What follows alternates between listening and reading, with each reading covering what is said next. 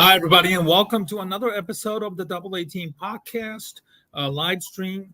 My name is Stephen Nagishi, a writer with the Bear Goggles on Fansided Network. With me, as always, is my co-host, an associate editor of the sports media blog, Awful Announcing. Ken Fang is joining me once again. We're going to have a very short show, obviously, for scheduling conflicts. We wanted to do it at the top of the hour, but sorry, we kind of run into a buzzsaw at work, at least myself. Ken, good evening, and thanks for joining me once again. Yeah, no problem, Stephen. Yeah, we're going to go to the top of the hour due to our work schedules, but we'll talk all about the Super Bowl that transpired last night and rumors that I'm hearing about viewership that this could be a record. So stay in tune for that. So a lot of good stuff.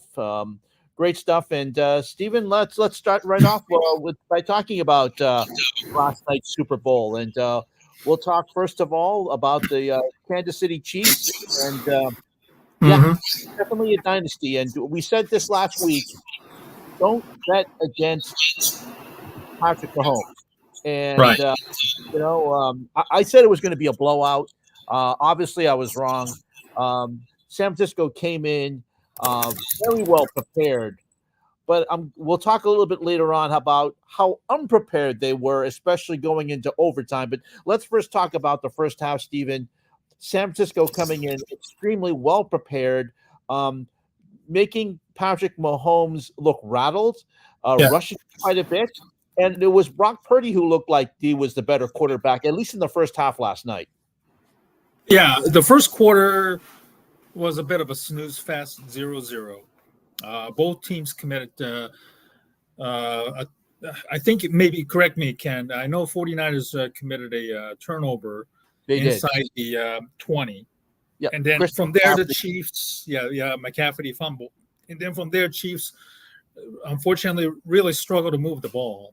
And the trick play, the game really opened up when the trick play that looked like completely busted when the pass to wide receiver Jawan Jennings, he threw it all the way across the field on the other side to Christian McCaffrey. That ball was way hung up in the air, and it could have been picked out by the Chiefs had it not been for San Francisco's block.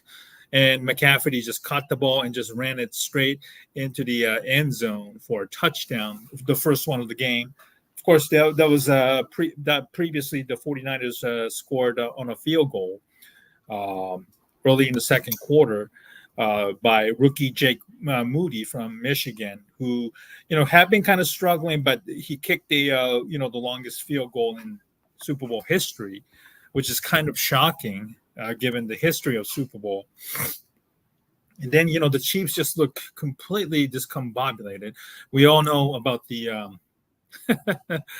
the Travis Kelce, Andy Reid sideline shenanigans. Right. That garnered a lot of attention. Unfortunately, it looked like Kelce was acting like a petulant child, like we saw back in December when the Chiefs were really, really struggling.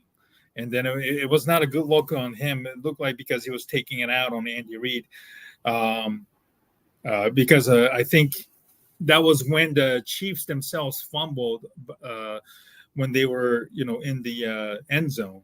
Excuse me, not in the end zone, the red zone, or at least first and goal, and Isaiah Pacheco fumbled the ball, largely due in part because Kelce was not in the lineup. Well, and then that was after the fumble, and he went berserk. But it looked like the Chiefs were kind of teetering on the edge pretty much throughout the game. And I got to tell you, living in Kansas City, it was not a good feeling. I was not at a bar or anywhere else. I was just basically watching the game on my own in the comforts of my home. But even though I am not a Chiefs fan, as we all know, the game was kind of making me nervous, Ken.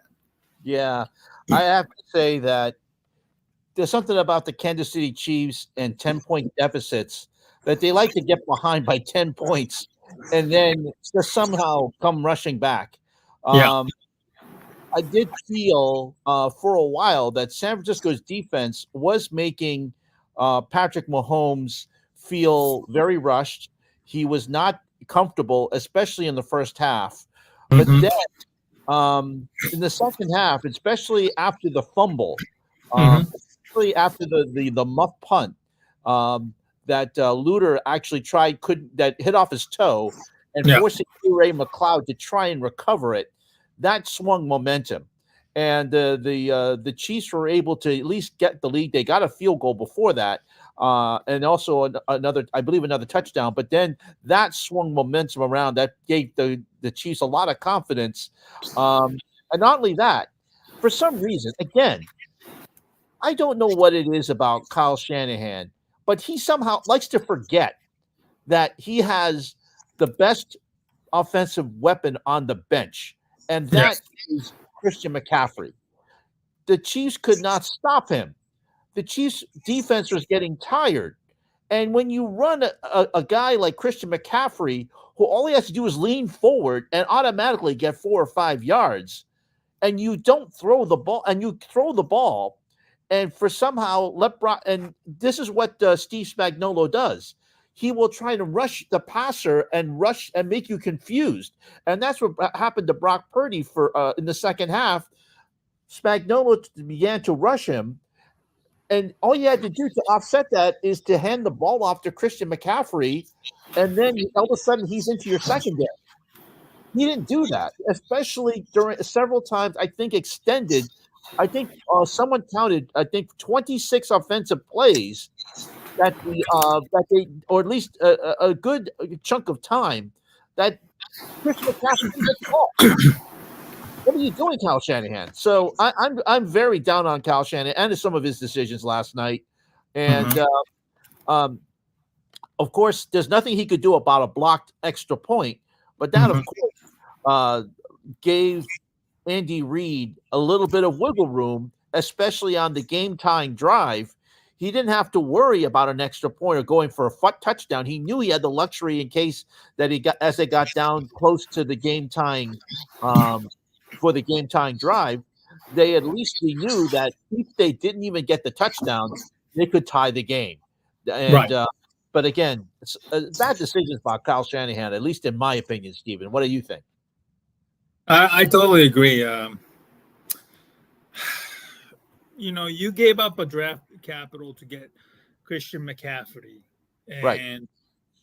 and the biggest knock on Kyle Shanahan always has been that not enough touches for CMC, and this was evident even during the playoffs, where the 49ers were trailing 100%. against the Packers, and then also the Lions, and that's always been massive problems.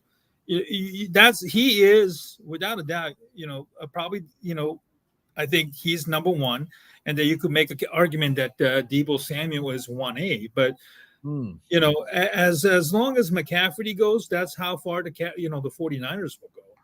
And that's no disrespect again to Deebo Samuel or even George Kittle or even Brandon Ayuk. Okay.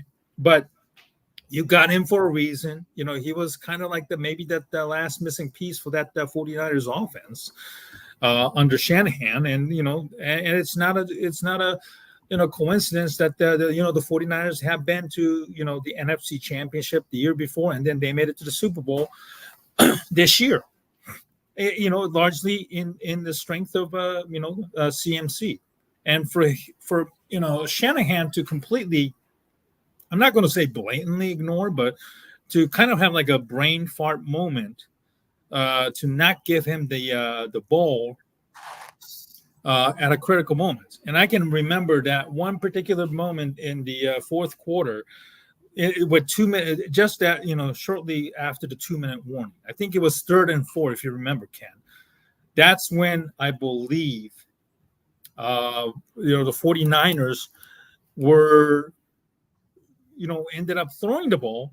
But then Spagnuolo dialed up a exotic blitz where Trent McDuffie, the cornerback, who had been lights out throughout the entire ball game, you remember, he blitzed off a corner position and just basically, forced Purdy to make an errant throw. That was something spectacular. And with the 2-minute warning, and then already inside the Chiefs' territory, they could at least run the ball to run out the clock, in my opinion. Yeah, and they could have easily done that. As you mentioned, that 3rd and 4 call, that if they handed that ball off to Christian McCaffrey, and I know that the rush was coming in quite a bit, so as Brock Purdy went to throw, he was rushed to throw it. But had he handed it off to Christian McCaffrey and run the ball, I can almost guarantee you he's going to get 5 yards. He's going to get the first down because that Chiefs defense was gassed. There was no way they would stop Christian McCaffrey. No. You're in a 3rd and 4 play for Christian McCaffrey. He's going to get the first down. You get the first down, you can run out the clock and then get the game-winning field goal, and Moody can come on. Now, granted, he's not 100%, but he was making field goals at that point. He was making 50-yard field goals. You give him that opportunity, you have a completely different result, and the Kansas City Chiefs are an afterthought tonight, and we're talking about the San Francisco 49ers winning. But instead, he was forced to throw. They threw instead, and they kicked the field goal, and that gave too much time for Patrick Mahomes to come down because it's more than about a minute left. So exactly. Again, questionable decisions by Kyle Shanahan. You give credit to the Kansas City Chiefs and Patrick Mahomes for coming back and driving down the field. They went all the way down 10 seconds, about 6 seconds left, and then they kicked the game-tying field goal. Harrison Butker is practically automatic. I think, is that no, that's not the drive. But no, this is the one, that 3rd and 4 one. Okay, there's the 3rd and 4. And right here. Yep. So that's the one right there, the 3rd and 4, where again they were rushed. But had he handed the ball off, Steven, to Christian McCaffrey, he's gonna run. There's no way, at least in my opinion, that Chris Jones or anybody. I think Chris Jones was on the bench for quite a bit of that last drive because he was gassed. So, right. There was no way that the Chiefs were going to be able to stop McCaffrey at that point. Then after the Chiefs went down to tie the game, we go to overtime. And then another questionable decision by Kyle Shanahan. And here's where Andy Reid is one of the great coaches of the NFL. Over the 2-week period, they drilled their players about the potential for overtime. And Chris Jones said, look, they were even prepared, even if they wanted to toss, to defer and kick the ball off because they wanted the ball last. And Chris Jones said, if let's say the Niners scored a touchdown, the Chiefs were prepared to go all the way down, score, and go for 2 to win the game. Right. This is something the players knew. They all knew about the overtime rules. Kyle Shanahan, for some reason, I know. Look, Kansas City's defense is gassed. Granted, I understand that. But in this situation, both teams are going to touch the ball. You want to take the ball second. But instead, winning the toss, he told his players to take the ball. And as they were interviewed post-game, it seemed like, to a man, none of the Niners knew about the new overtime rules. They all thought that the rules were the same as it was during the regular season, that if you score a touchdown, you win. No, both teams touch the ball because of Josh Allen rules of the last couple of years. This is what we get through overtime rules in the Super Bowl, a 15-minute period. We all thought it was still 10 minutes, Steven. So again, Kyle Shanahan with a very questionable decision. I know he's going to learn from this, but you know what? You would think that he would know situational football to take the ball second when you win the toss, especially when both teams are going to get a possession in overtime. Exactly. And it's not a good look on Shanahan. I don't know, between the 28-3 blown lead against the New England Patriots about, I say, 7 years ago, versus this misunderstanding of the overtime rule. It's not a good look on Shanahan, and it's a legitimate question that we should be asking, if the 49ers will ever win a Super Bowl under Kyle Shanahan. And again, Right. Shanahan's, regular season record, I would take him over anybody. And I Of think course. you and I would agree. I would take Kyle Shanahan over Matt Eberflus 100 times out of 100. You would Yep. probably pick Shanahan, with all due respect to, Kevin Stefanski, who won the, the Coach of the Year award, last week. You would pick him, maybe 10 out of 10 times, right? Yes, absolutely. I would take him over Kevin Stefanski to just even be in that position Right. for his record. I mean, there's no doubt that he's a great regular season coach. He is a very good developer of quarterbacks, as we saw with Matt Ryan in Atlanta and what he's done with Brock Purdy in San Francisco. There's no doubt that he can develop quarterbacks. There's no doubt that he can draw up very good offensive plans. But when it comes to situational football, when it comes to decisions, Kyle Shanahan gets too cute for his own good and then forgets to use your best weapons on the bench. He forgets to do that.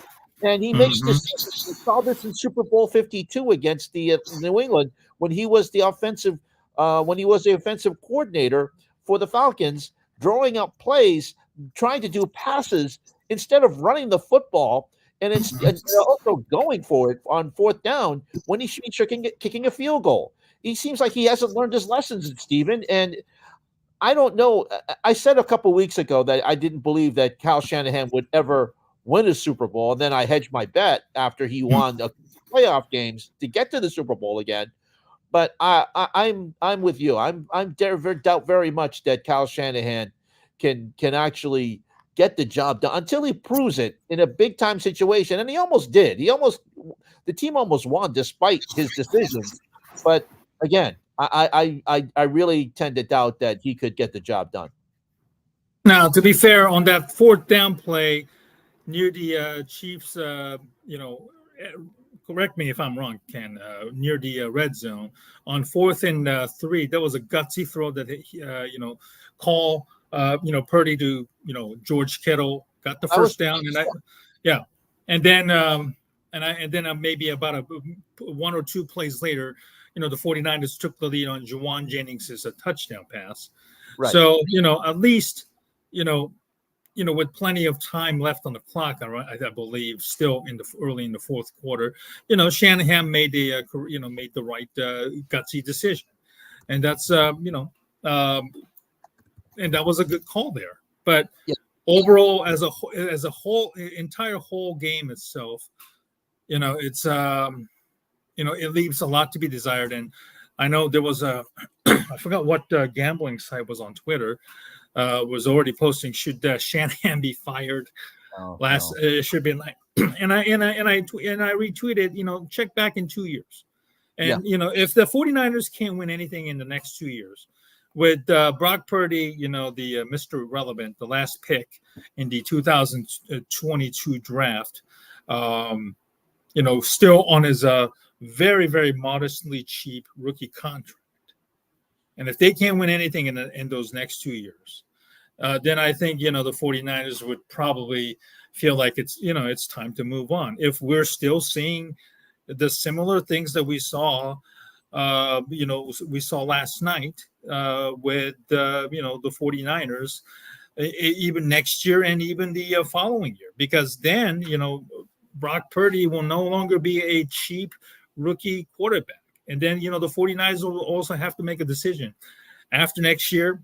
If things goes well, as we all expect, the 49ers to be, maybe another 12, 13, or even, who knows, 14 win season, with Purdy playing at a high level, maybe like a legit MVP candidate next year, then you're going to have to pay him too.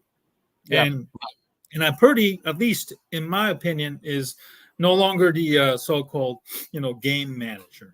I think he went toe-to-toe with, Mahomes, at least in the first half, before things kind of started to crumble in the second half, once the Chiefs started to make a slight adjustments on both sides of the ball. And we it was evident that Spagnuolo was going to live and die with his defense, blitzing, and just rattled Purdy. But I think Purdy's got a nice future ahead of him. Again, Agreed. whether he can win a Super Bowl under Kyle Shanahan, it didn't happen last night, and unfortunately, the next 2 years will certainly tell a lot about where the San Francisco 49ers are going, because it's going to be very, very difficult. You have on the AFC side, Mahomes. I think you are looking at maybe we finally got rid of Brady, and now we have to deal with Mahomes.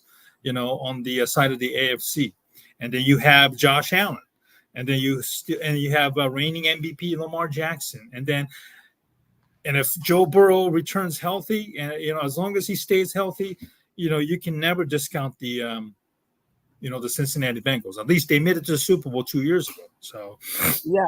And then on the NFC side, it's kind of like a relative modest quarterback, because I don't think that there isn't any NFC quarterbacks that you can say, yeah, I will put that guy over what I just mentioned, Mahomes, Allen, Jackson, or Burrow, on a good day. Yeah, I mean, you have Jared Goff, who has been to a Super Bowl. He does make some questionable decisions, but he's a guy who can play in the postseason, as we have seen, especially with his play in Detroit. So I that Detroit's going to be hungrier, and usually a team that uses the Super Bowl usually has a big hangover and is very tough to see them return. That's the loser of the Super Bowl. I mean, we saw it with Atlanta. They never got back to the Super Bowl. We also saw it. San Francisco took 4 years to come back after their loss to Kansas City back in 2019. So it takes a while for you to get over that hump. So I don't know if San Francisco can be favored to get back.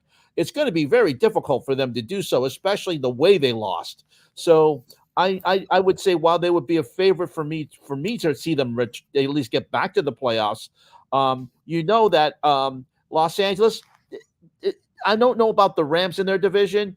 I do expect them because they can still give them a tough fight. I think Green Bay is going to be much improved.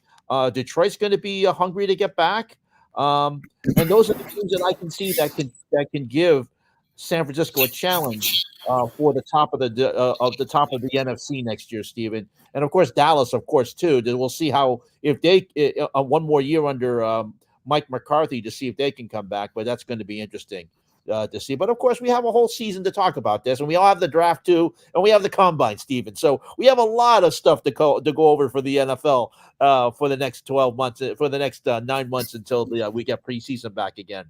But let's talk about some other issues. I know you were talking about a couple of ads. I saw you on X last night talking about a couple of things. What were some of the ads that stood out to you, Steven? Well, overall, I thought that the ads this year were somewhat overall maybe meh. It was kind of like an over reliance of celebrities that we saw. Yeah. And I think it was pretty much evident in the the ads that we saw yesterday, and some were good and some were mostly meh. And I think it's kind of mostly it's been kind of like a leaning towards that way, if you can agree with me on that, Ken. Yeah, they're trying to play it safe. We didn't see any cryptocurrency ads like last year with Tom Brady. Yeah, that was noticeable too. Yes. Yeah. There was, of course, Jennifer Aniston and David Schwimmer in the Uber Eats ad and of course Mr. T in a Skechers ad. I did think the one ad with celebrities and of course I'm partial to it because I'm up here in New England, the Dunkin' ad with Ben Affleck and Matt Damon, Tom Brady. I thought that was my number one, actually. Yeah, that was my favorite out of the night. Arnold Schwarzenegger in his in the NABA ad in the State Farm ad was pretty funny to me. What was that ad that you talked about? The one that the one that seemed to advertise. I didn't really notice it that much, but it seemed to have one ad, and it did it 5 times. What was that mail order company that I think was it from China? That I can't remember. Temu. Yeah, I really didn't notice it. Temu But what had was like that 6 about? ads, basically. Yeah. And they did the same ad throughout the entire game. But I think even though I was not really focused on it because I was writing a review, and we'll talk about that in a little bit later in the show in the time we have left. But what was that ad about, Stephen? And I know you tweeted about it, but what was that ad about? The Temu one? Yeah. Well, Temu is a Chinese e-commerce company. And we've been seeing Temu on YouTube, social media, all over the place, and that's a bit of a controversial company. They've been accused of stealing customers' data while delivering a substandard products. I think you see the ads. It's like basically $9.99. Dresses, toys, and even some electronic stuff. So, I don't know if anybody, you see that ad play all over the place, and I always wondered, like, has anybody even bought anything from that, Right. Temu, sites, like a website or even their app in general. So I know we have a bit of the anti-China sentiment that still very much strongly exists in this country, and I don't know if anybody would even care or notice it, but if you know the backstory of Temu, so that there you go. But I just can't have the urge or the desire to buy anything from that website as of right now, despite the number of ads, and I'm sure they've spent like well into maybe $10 million or even a little bit higher in trying to capture the American audiences. So. Right. And I would. There's a story on one of the news stories that have come out about the Temu and all their the controversy, and of course making that one ad that was seen 5 times last night. I mean, if you multiply that by 7, which is which was the price for 30-second spot, that's $35 million, Stephen. I don't know if that's well spent for them, but of course, a lot of Chinese companies have that money. So I don't. Well, Right, it's the government that's spending too behind right, it. right. So those are some of the ads that we thought about last night. I have heard, and in regards to, as you know, I cover the media for Awful Announcing, a record viewership for last night's Super Bowl. Now, last year's Super Bowl got 115.1 million. The record, I believe, is 118. I believe because of the overtime last night, Stephen, what I'm hearing is something close to 125, over 125 million. Now, of course, a lot of that is out of home viewing. That has spiked the number over the last few years. But I would have to say that's no matter what, 125 million people, and of course, you're going to get a higher number than that for the Super Bowl halftime show. That's amazing. When you get 125 million people to watch anything in this day and age, that's a lot. That's pretty amazing. Yeah, it's an incredible viewership. I know the CVS had Paramount, Paramount Plus, I should say, also live streaming the whole thing. But there were some people complaining about maybe about over almost 30 seconds behind the actual CBS broadcast over the air. So we've had this discussion about Super Bowl becoming more exclusive on streaming. When we had Ben Axelrod, your colleague over at Awful Announcing a couple of weeks ago, Then when Peacock broadcasted the wild card weekend between Chiefs and the Dolphins, becoming Peacock exclusive, and people bemoaned that. And I also said that my prediction is that Super Bowl eventually will become streaming only, where people have to pay for it. And I know Roger Goodell in the State of NFL last week, exactly a week ago tonight, said that the streaming Super Bowl will never happen under his watch. But money talks. So I'll believe it when it until then. I'm taking with a grain of salt whatever these commissioners have to say, because again, money talks, and when you're basically representing the billionaire owners, the owners will need to find more ways to make money, streaming, international games, and so forth. There's just not enough appetite when it comes to football, American football, at least in this country, Kenan, that viewership and everything is great and everything, but again, at some point, we're going to have like a discussion on at what cost. Right. Unfortunately, we just don't have enough time to discuss the breaking news about the. Ken, you could fill me in on this. Time Warner, ESPN, and Fox. Was it Warner Brothers? Excuse me, Time Warner. I should have said the Warner Brothers, ESPN. And Warner Brothers Discovery. Yeah, Warner Brothers Discovery, Disney, and Fox have assigned to do a streaming service that would combine their sports properties onto one service. We still don't know a lot about it. Also, quick NFL news before we go, Stephen. I did want to discuss how Tony Romo did last night, but we're running out of time on that one. We'll do that for the show next week. But some quick NFL news. In addition to that streaming service, it's going to come out later this year, sometime in August or September. I know the NFL and the NBA were blindsided by that. They didn't like to hear that because they like to play networks off of each other to raise the price. And if they're combining for resources, that's going to suppress the cost of rights. So we'll see how that plays out. The NFL didn't like hearing that. I know the NBA didn't like it either. So we'll hear about that. Some news announced during Super Bowl week. There's going to be a game in Brazil. I think we talked about that last week. But also, too, Amazon will be getting the streaming game, playoff game that Peacock had. So the game will go from Peacock to Amazon. And also, we learned, I think there will be a game in Spain in 2025. Right.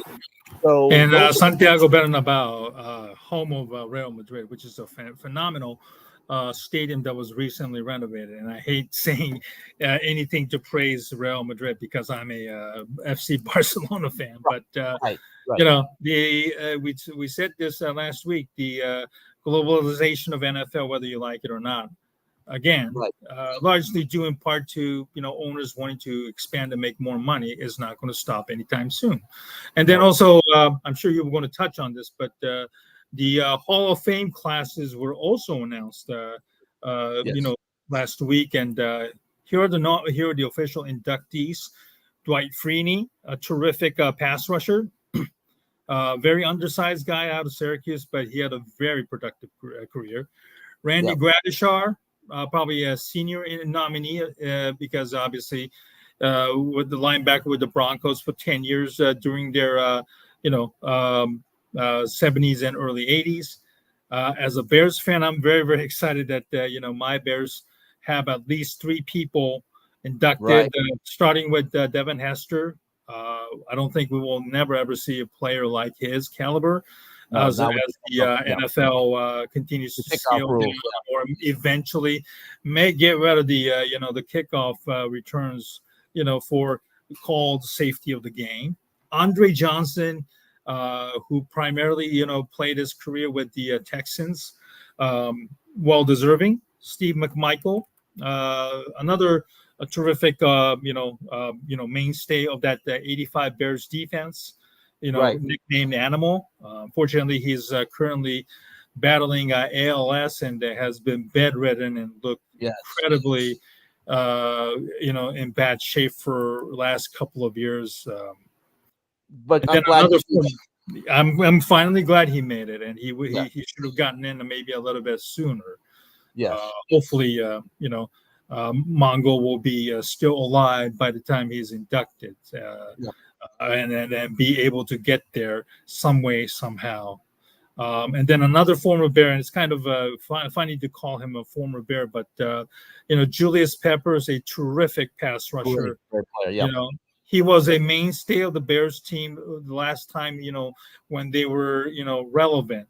And then finally, Patrick Willis, a former 49er, incredible linebacker, whose career was cut short, but well deserving. And of course, there were a couple of other people that I think should have made it, but unfortunately, they're going to have to wait until next year for their time to be inducted.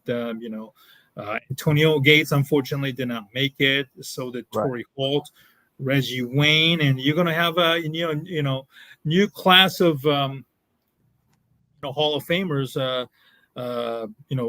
Starting to get their first time on the ballot. Eli Manning is going to be an interesting case.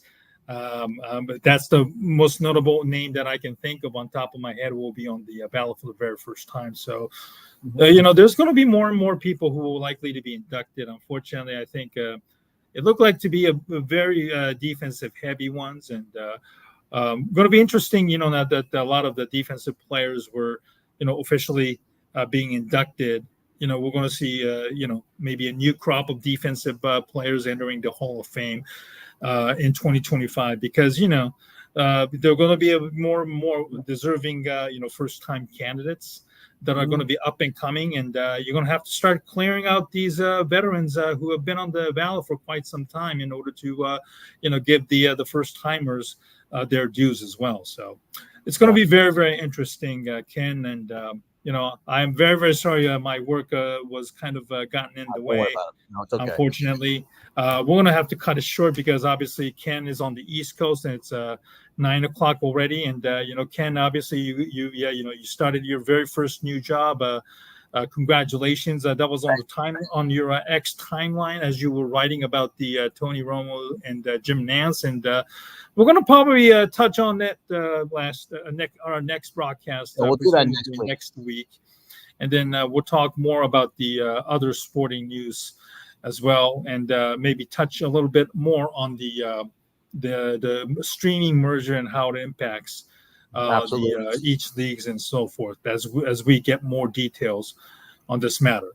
Well, folks, thank you so much for watching us tonight. You can follow us on Twitter as it's scrolling at the very bottom, and our YouTube channel is also linked to as well as we do live stream, and then you could also check it out our past shows as well. Well, for Ken Fang of Awful Announcing, I am Stephen Nagishi.